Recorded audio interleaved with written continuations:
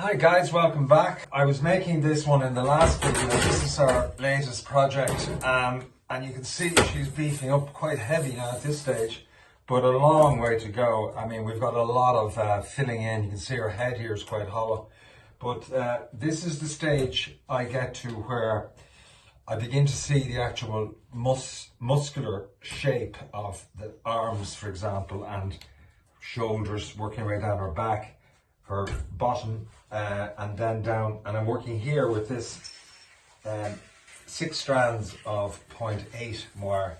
So this is going to work. I'm working on the calves here. So like the temptation would be to just wrap the wire around and around and around and around, but you just get a big tubey sort of shape. It won't have any like musculature that a real figure would have. So with the calf, most of the meat, if you like, of the muscle is on the back in a curve from the back of the knee down to the top of the ankle, and then it flares out a little bit on each side.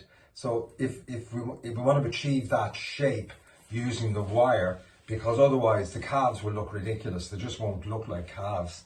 So it's kind of important. The thighs, by contrast, are a little bit more, well, they're more bulky, but they're also more circular. They're not quite as shaped out like the shape of a calf would be like this.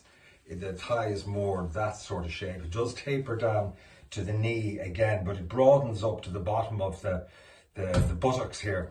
So it's important as we do this stage, because if you start going wrong with the shapes, you can't redo them. You know, you've got to be always a bit like chess. You'd be thinking a few steps ahead where you're putting the wire, so that you're maintaining this overall. You're looking at the overall structure, but then you're looking at the proportion of where you're actually putting the wire. And then of course, everything's doubled up. So you have a calf here and you have a calf here. Now, this one here is under tension because this is where the rod goes into her positioning point. This foot will be where she's standing on the ground. And this one is up slightly, tilted up. So you have to look at the tension in the muscles to see which ones are carrying the most weight. And similarly with the arms, this fairy will have I'm missing her hand here for the moment, I have it over there, but she has a little bird in her hand, which is what the customer is looking for. So it's a very interesting stage, but it's kind of where it can all go horribly wrong if you don't really keep your focus on what you're doing.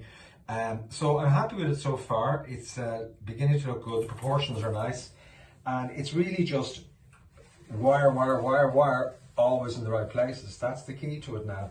So I will, I'll check back in with you next time, and you'll be able to see an update as to where I've progressed with this.